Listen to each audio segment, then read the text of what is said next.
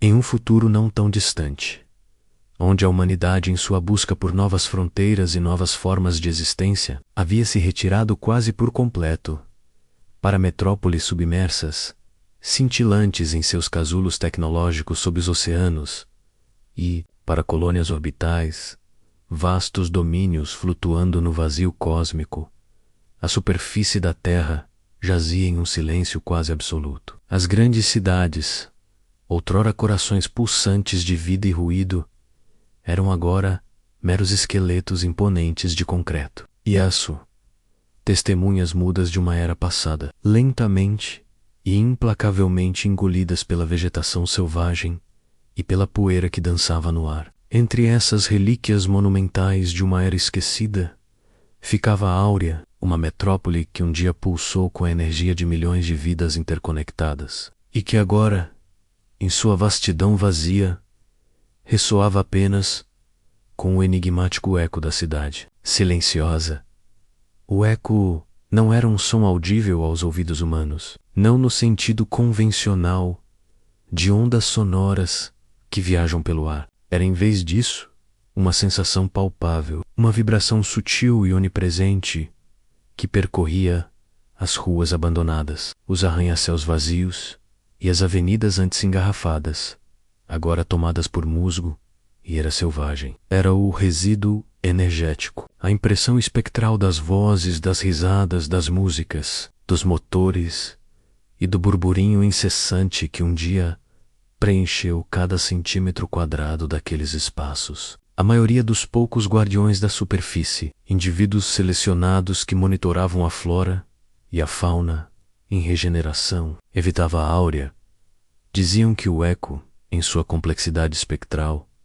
podia prender a mente dos incautos, revivendo memórias de uma existência frenética que já não lhes pertencia, e por vezes levando a melancolia ou a loucura em uma estação de monitoramento avançada, instalada estrategicamente nos andares superiores de um antigo arranha-céu, que parecia uma sentinela solitária observando o desolado panorama urbano. Vivia um bioengenheiro chamado Kael.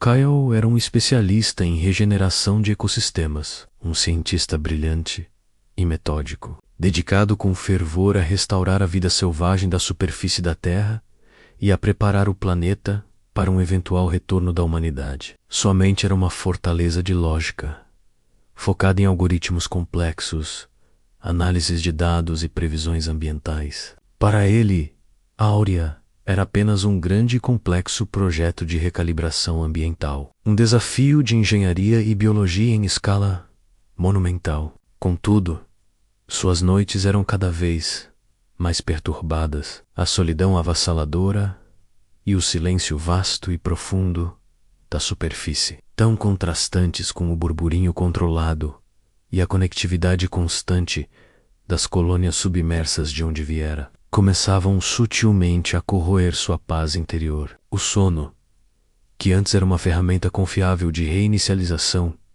para sua mente analítica, tornava-se cada vez mais fragmentado, inquieto e inatingível. Ele acordava mais cansado do que quando se deitava. Kael passava seus dias programando enxames de drones para semear novas espécies de plantas e analisando minuciosamente leituras sensoriais de qualidade do ar e composição do solo. Ele zombava dos relatos sobre o eco como resquícios de superstição de uma era menos científica e mais inclinada ao misticismo. São apenas flutuações eletromagnéticas residuais de antigas redes de comunicação, ou talvez interferências geomagnéticas.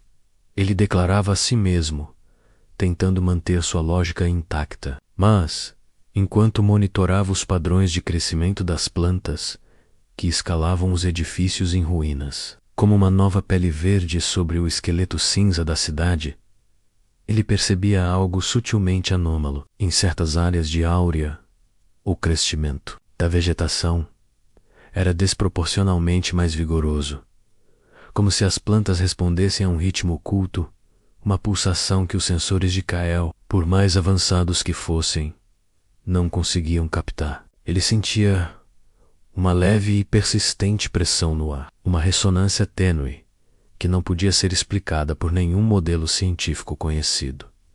Uma noite em particular, enquanto uma intensa tempestade elétrica varria a paisagem desolada, os sistemas de energia primários da estação de Kyle falharam inesperadamente. O gerador de emergência, embora confiável, demoraria preciosos minutos para ser ativado e restabelecer o fluxo. A escuridão total e avassaladora engoliu a sala de controle, e o silêncio que se seguiu foi quase palpável. Kyle, sozinho na vastidão daquela noite sem luz, sentiu um medo primitivo ascender, uma sensação de vulnerabilidade que raramente experimentava. Foi então que, na ausência de qualquer ruído de fundo, no silêncio absoluto imposto pela escuridão, ele percebeu o eco, não como um som que viajava pelo ar, mas como uma presença palpável,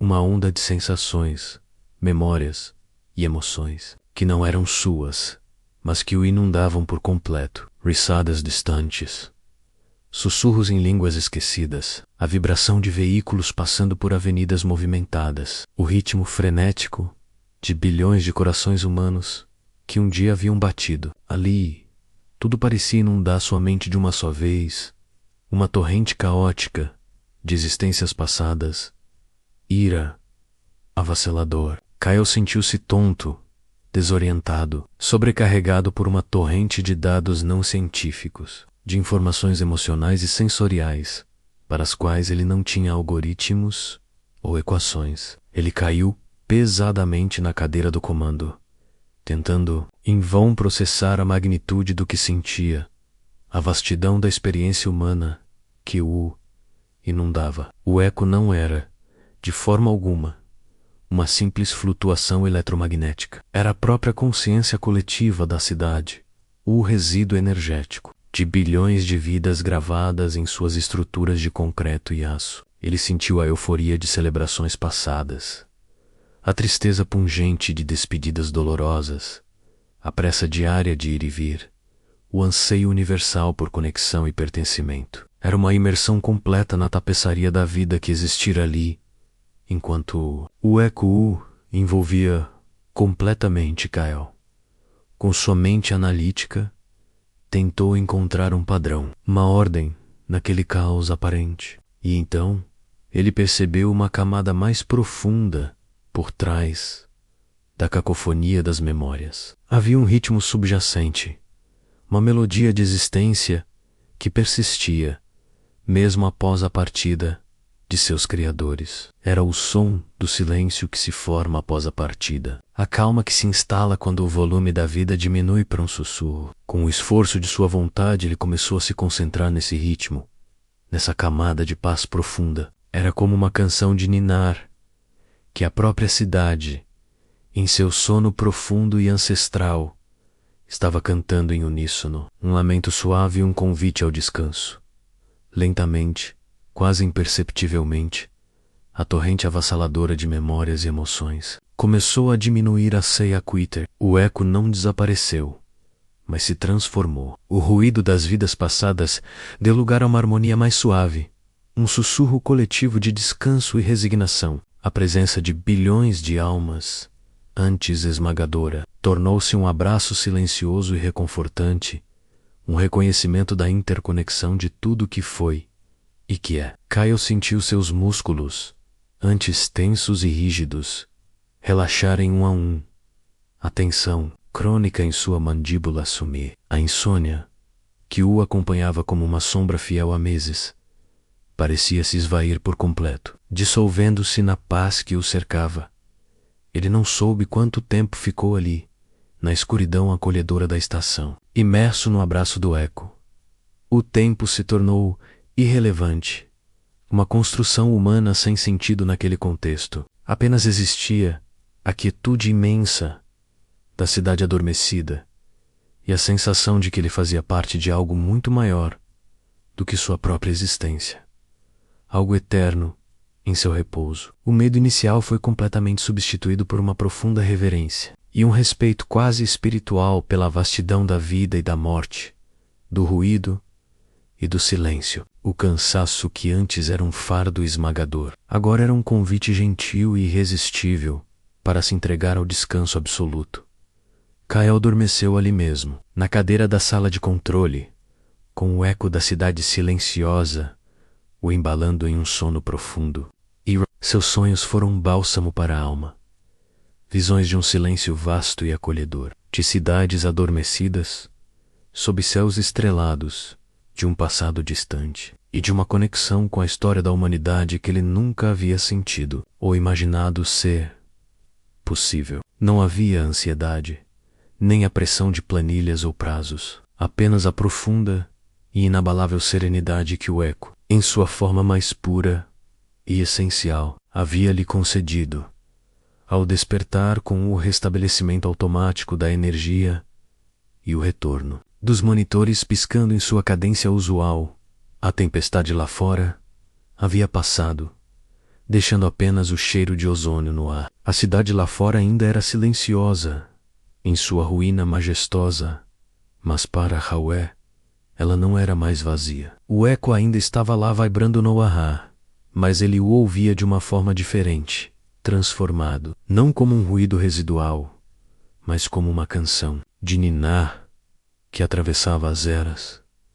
A partir daquele dia, Rael continuou seu trabalho como bioengenheiro, programando drones e analisando dados com a mesma precisão científica, mas sua relação com Áurea, com o silêncio e com a própria vida havia mudado fundamentalmente. Ele aprendeu a escutar, não apenas com os ouvidos e os sensores, mas com a alma, os sussurros do passado que continham uma promessa de paz. E em cada noite, ao deitar-se, não precisava mais lutar contra a própria mente ou contra a insônia. Ele se lembrava do eco da cidade silenciosa, do abraço de uma era esquecida, e a profunda tranquilidade o envolvia, garantindo-lhe um sono reparador e sonhos serenos, lembrando-o de que, mesmo nas ruínas do que foi, a paz pode encontrar um lugar para resort, um convite eterno ao descanso.